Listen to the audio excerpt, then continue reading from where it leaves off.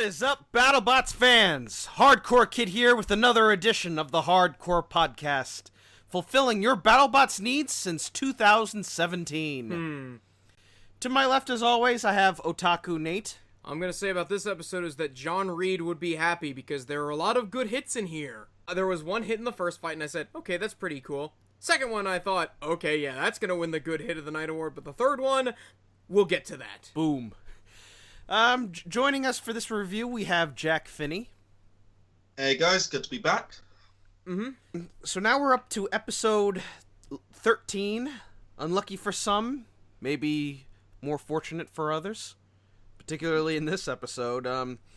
So the main event for this episode is a rematch from the greatest BattleBots match of all time, Minotaur versus Blacksmith, which, according to the guys here, they say it's gotten 100 million views online, and I'm doing some research here, and the YouTube video has 6 million views.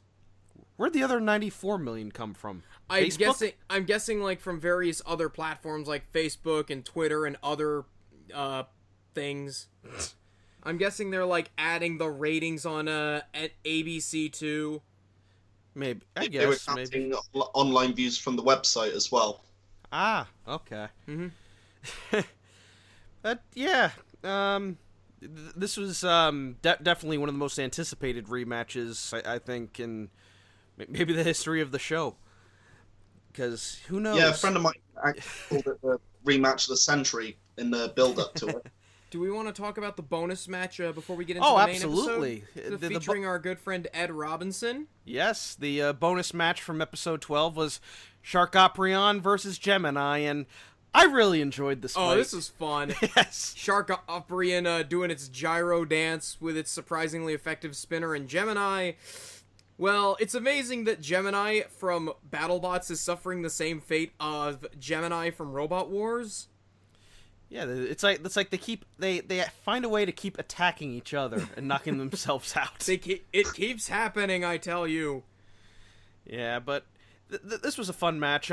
At some point, it looked like Sharkoprion was losing one of its wheels, but it still managed to like hang on in there. And from what I gather, like Ed was actually just, I think only one wheel was working, but he was able to use the flywheel to like move forward and backward. Explains why it was gyro dancing all over the place. Yeah, real fancy driving though, and it was really close because Sharkoprion was landing some hits with the disc, but Gemini was getting some hits in with the saws. At one point, they were able to actually get underneath the shark and slam it into the screws. This was just fun to watch. But in the end, Sharkoprion got the win on a 2-1 judges' decision, and Sharkoprion ends up going 2-1. But sadly, this is going to be the last we're going to see of them this season because they were an alternative. But yeah, it's unfortunate. But hopefully, we get to see more of Ed Robinson and the Shark in future without series. question. I love Ed Robinson. We need more great. people like him on the show. Yes, absolutely. Jack, were you able to see this match? I'm afraid not. I've been very busy throughout the week, and I actually was away at Bloodstock for most of it. Nice. So, yeah, it was absolutely fantastic. Yeah, you told me about you were yelling with your university friend, Monsoon! Yeah, my buddy Dave Quinn from the Good Shump posting group, because we actually went to uni together. We were both part of the Rock and Metal Society while I was there. So yeah, we ran into each other at the festival, got a few monsoons off. Wonder how many people got your reference. Well, it's amazing really, because the robot combat community and the metal community, they actually meet in a lot of ways. Funny story was we actually had a bunch of bands with the same names as certain robots, like Suicidal Tendencies, Onslaught, Behemoth. Well, Behemoth weren't there this year, but they were another year. But who knows? Oh man, it's just brilliant, the overlap in it all. So yeah, that was a fun match overall. But now we get to the main card. We'll start with Valkyrie versus Red Devil, featuring one of the best moments maybe in the whole show. Have you ever seen, to anyone who has ever seen the Black Knight scene from Monty Python and the Holy How Grail. many times? Yes. How many times are you gonna reference Black Knight? No, because this was like if you've ever seen like a cockroach with its head cut off, that was like this.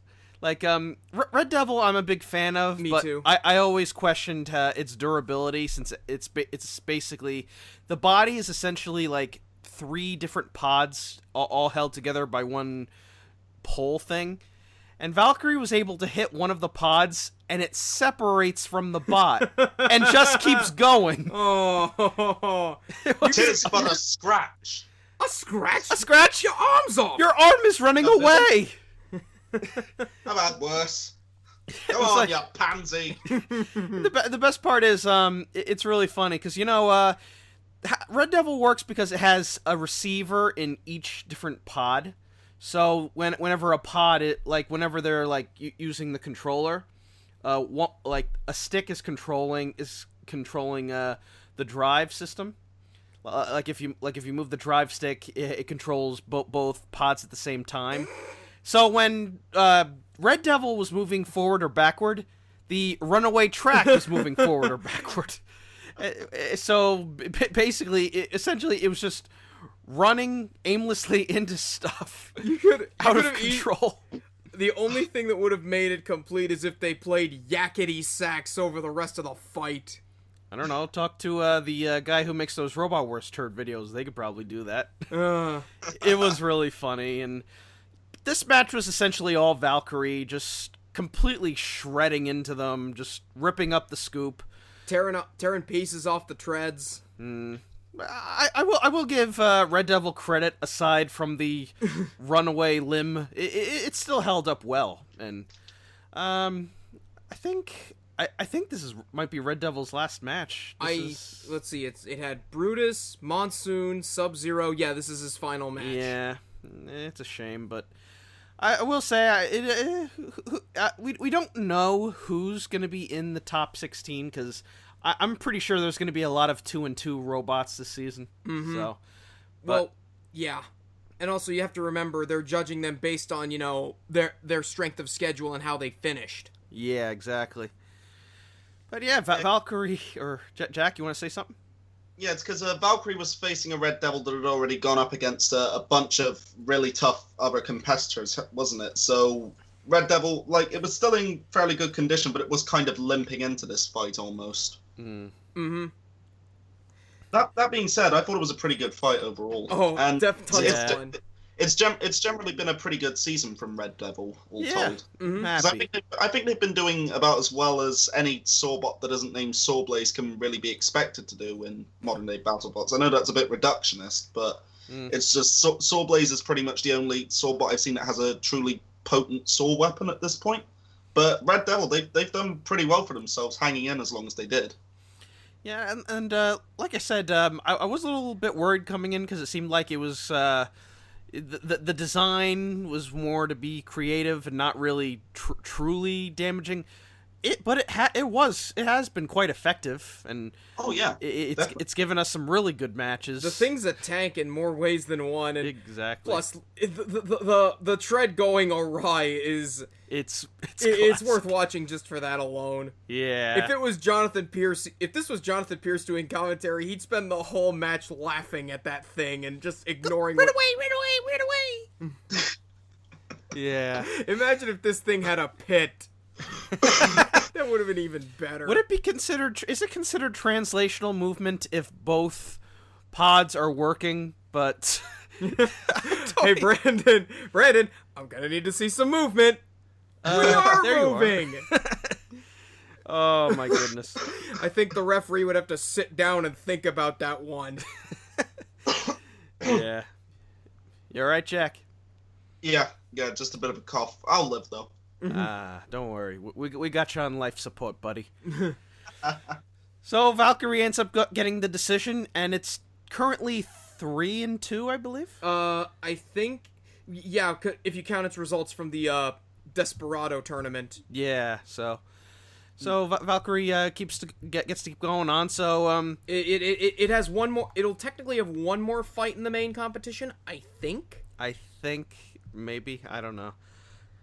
So we'll move on to the second match featuring the other Despacito competitor, Gigabyte. Oh, this match. Gigabyte versus Brutus. Derp.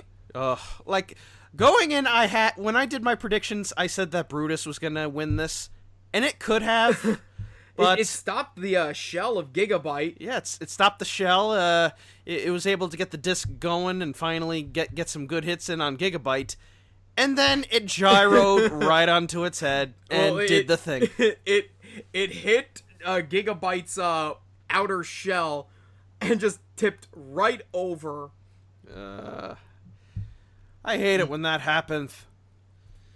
Yeah.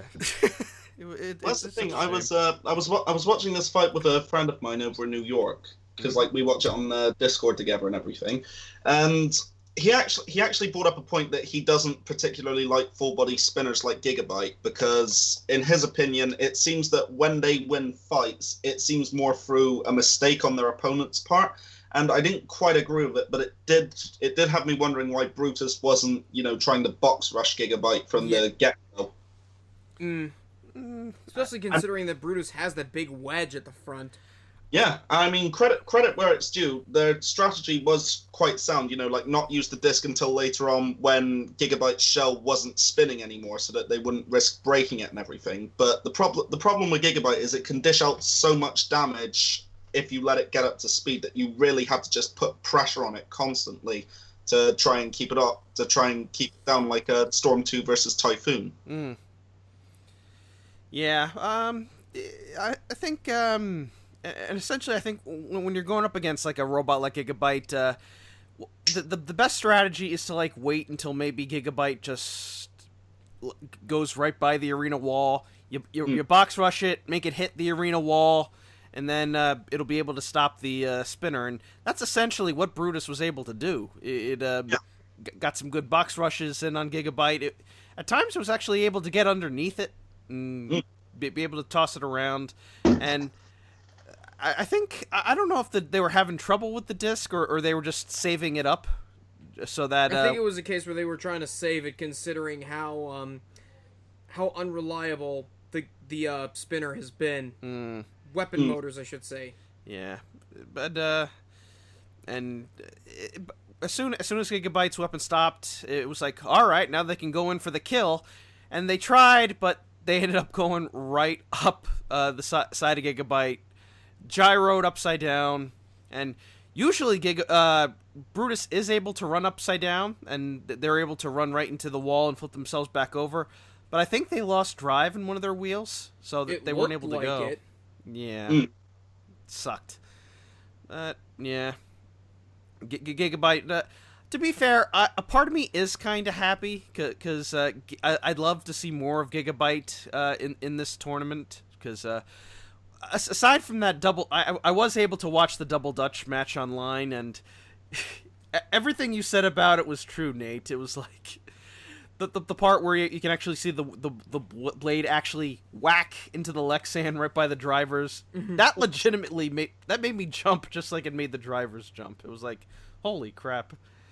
But yeah, Gigabyte gets the win. It goes.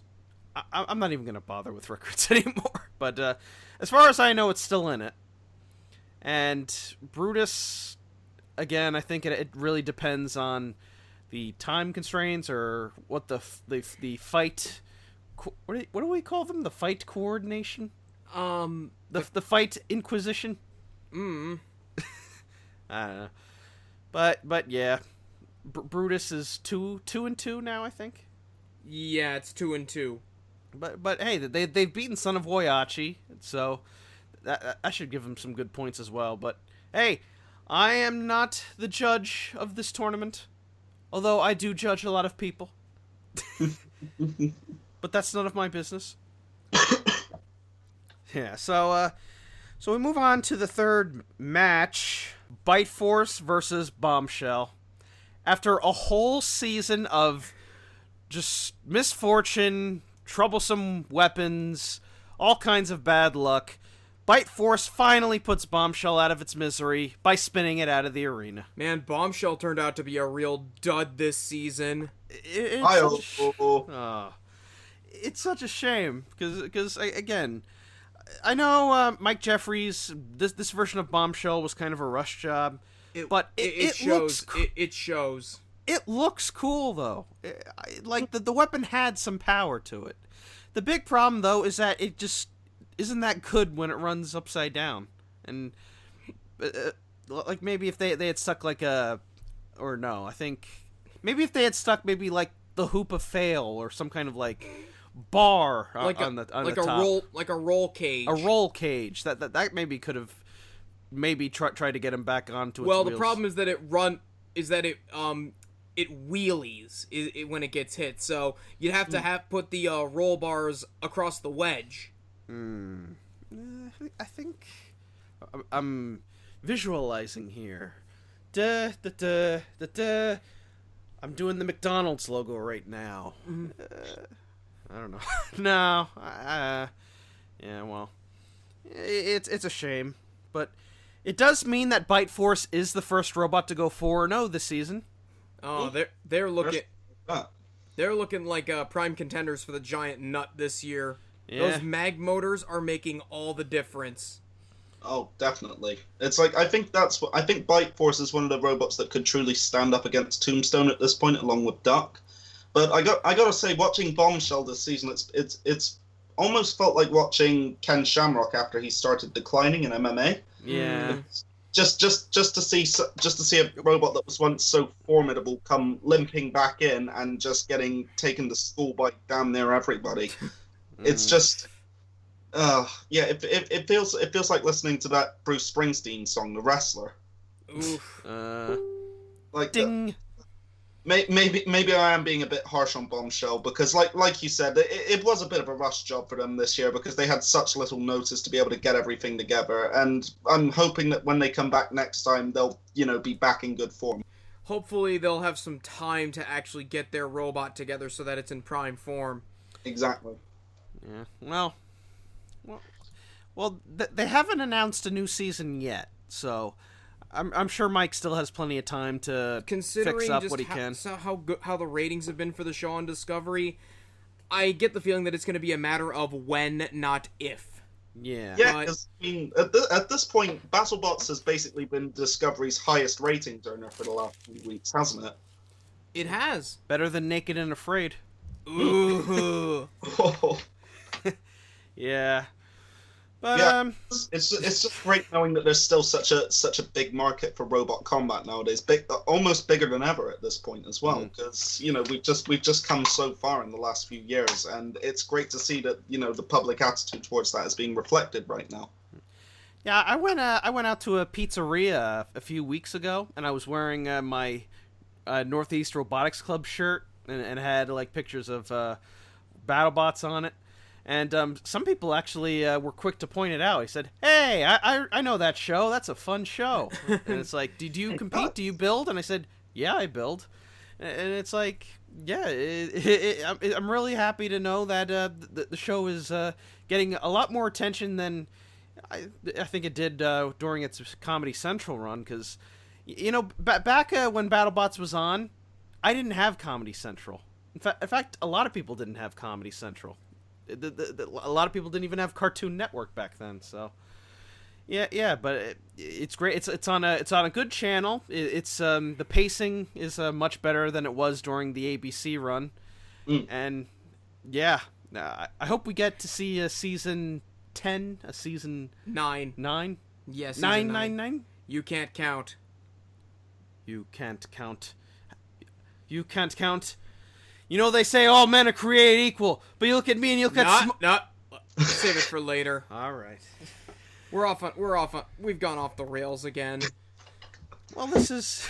Yeah. I mean, anytime it goes off the rails into a Scott Steiner reference, is something I always get behind. He's gonna be at StarCast next weekend, or 2 weeks from now. Yeah. Oh, he's gonna have something to say to Tony Schiavone and Conrad Thompson. I hope it results in a Steiner Mania 3. Oh man. Oh, to be a fly on the wall for that. That would be amazing. Hey, I've got my weekend pass for StarCast, so I'm good. Nice.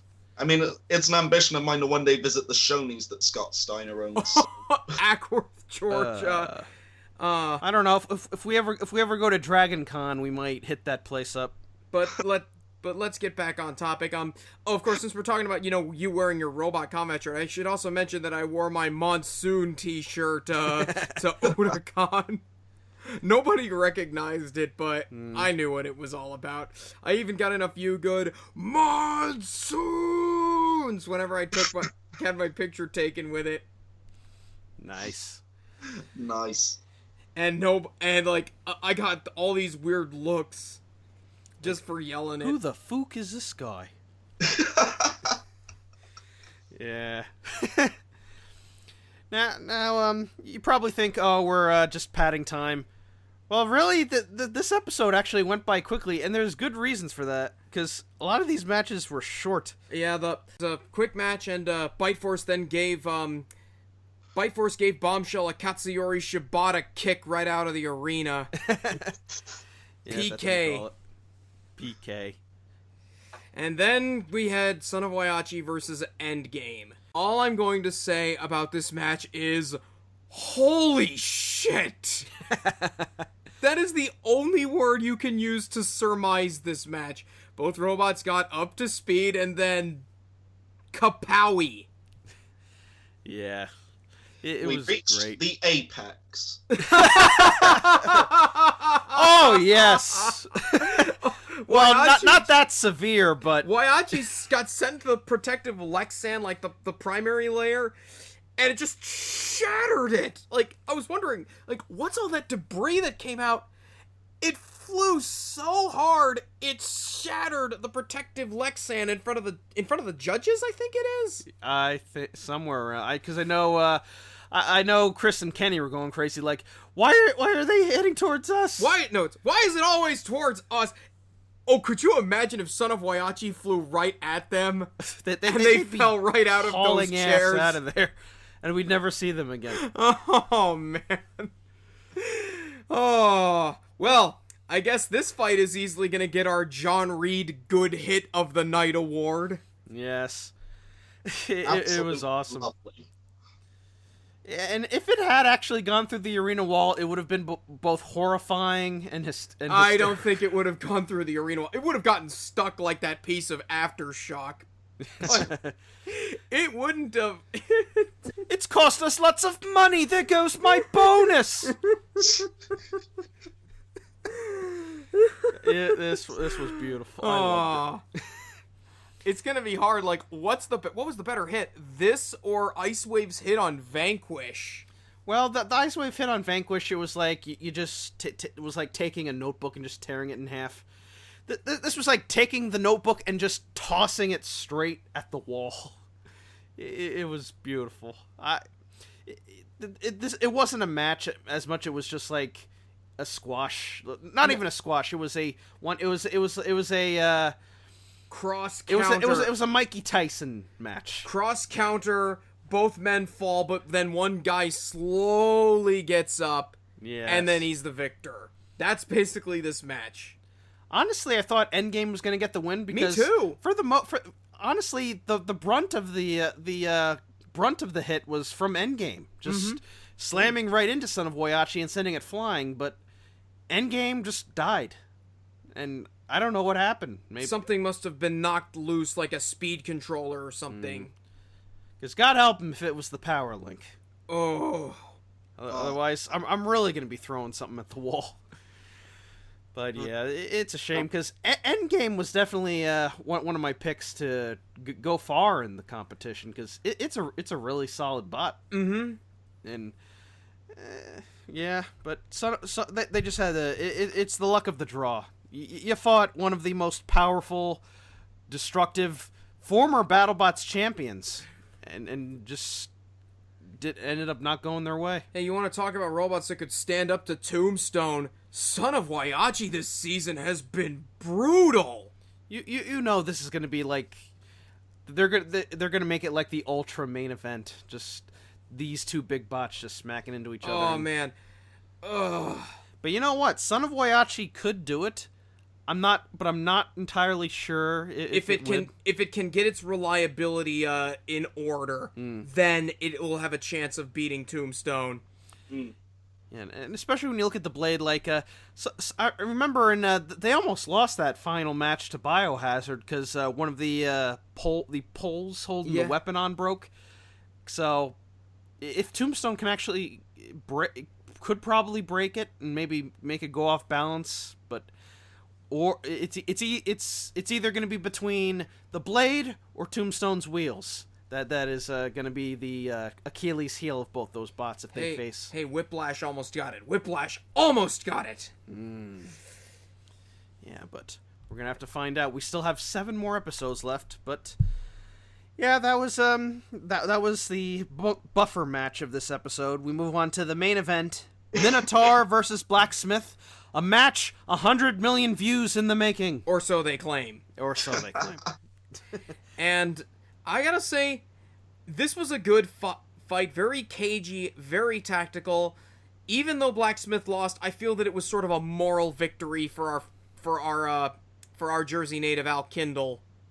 Like this match, it wasn't as memorable as the original. Like, the Blacksmith didn't lose its hammer or its wedge or go up in flames or anything. It did briefly catch fire. It did. But it was a solid scrap. It has shown that Blacksmith has improved from last year. It held up well to all the drum hits. It was able to get some hits in on the top of Minotaur. I feel that Minotaur was sort of the perfect opponent for Blacksmith just because of how small the thing is. You have to get your hammer perfectly centered on Minotaur in order for those hits to be effective. And of course, Minotaur is tremendously sturdy as well, because we saw how well it stood up to Tombstone and everything, taking all those massive hits, and it just kept on going, and it was only beaten by the floor getting warped. Yeah. But essentially, the moral of the match is Minotaur had the better weapon. Like, Blacksmith was getting some hits in on the top of Minotaur, but it wasn't able to penetrate or anything. It was just a smack there, a flame here, but it wasn't really affecting it. And, there was one point where Minotaur launched Blacksmith. Oh yeah, that was really cool. And yeah, but I will say this: it was a fun. It was. I thought. I think it was a nice little follow up. It wasn't hugely destructive, but it was a good competitive match between the two, and Al Kindle showed that he was able to hang in there. That Blacks, and I think if he is able to get all the teething troubles he had with the hammer fixed, he does have a good chance in the next season, if and when they have it. So, yeah, and I will say this: the builder, Danny of Builder, the driver, they did have vignettes beforehand, and Danny has this awesome Hulk out moment where he just rages at the camera. Yeah, I love it. He is great. I would love to see an arm wrestling match between him and Tim. I'd love to see that. Oh yeah, there was actually a small thing I noticed about this fight that I appreciated. It almost played out a little bit like a bullfight. Oh yeah. Because we had Blacksmith charging in and Minotaur just sidestepping it and catching it on the side. And I thought it was actually pretty neat because if you look, Blacksmith actually had red forks equipped as well. So you Ole! It would have been fun. Yeah, it would have been funny if Minotaur had gone in charging like that. But no, we got the opposite with it. And yeah, I just found that whole thing to be entertaining. The bull was the matador. The matador was the bull. Yeah, it was fun though, and Minotaur was my pick to win last year, and unfortunately they got a little unlucky, and it's a shame. But if they it really depends. It all depends on how Tombstone does this year, because I don't think anyone's gonna beat it. Yeah, Minotaur was my pick to beat Tombstone, and even they couldn't do it. Well, it's just because they got stuck on the floor. Well, the drum style. I think if the match had gone the full distance, Tombstone would have won regardless. Because Yeah. the drum was doing nothing. Tombstone was going to win that fight anyway, but like just ending the way that it did just showed that Minotaur had all the durability that it needed to fight it. Not necessarily beat it, but yeah. Yeah, but that pretty much covers this episode. Minotaur manages to get another victory. It goes 3-1. Blacksmith unfortunately goes out 1-3, but hopefully this isn't the last we'll see of Blacksmith. Certainly won't be the last we'll see of Val Kindle. I believe he's going to the Franklin Institute event. I'm not entirely sure. We just had a whole registration, a whole running with the bulls thing where everybody just registered at once. As soon as registration for the Franklin Institute event began, it filled up in like 4 minutes. I just managed to get Mondo Bizarro in the Beetleweight spot, but yeah, it was that quick. Was this for Battle Beach or for It was for the Franklin Institute event in Philadelphia. Ooh, by the way, fun fact: Ray Billings is going. Oh, I would love to go, but unfortunately I have work. Damn it. Oh wait, when's the Franklin Institute? It is. Let me check the date again. We're gonna probably edit this out. Edit it out? Are you kidding me? I want to keep this going as far as I can, huh? It is 10/20/2018, October 20th. Oh, it's a Saturday. I think I could make that. Oh, nice. I'll see if I can add you to the team list. Mm-hmm. But you must be on your best behavior. I promise. No touching any of the robots. Touch. You're fired. On the. Yeah. Oh, and of course we can't forget. Less than 3 weeks now, we've got BattleBots as well. Oh Yay! yeah, Jack. You told me something about BattleBots that you're doing. Tell me more. Yeah, I'm gonna be one of the runners at the event because I wasn't able to get a ticket in time. But it's going down in my neck of the woods, so I thought I'll do what I can to help out. So I messaged them, asked if I could volunteer in some capacity, and they offered me the chance to be a runner for it. Awesome. So I'll be helping show teams to their tables and everything. Maybe do an interview or two. But yeah, that's gonna be absolutely brilliant because it's just finally I get to be involved in the scene in some capacity. Nice. Yeah, I hear a lot of people are going to be there, and in fact, we found out who our American team entrant is going to be into BattleBots. It is none other than Captain Doom, the most winningest D2 kit maybe ever. Won the RoboGames Beetleweight gold medal.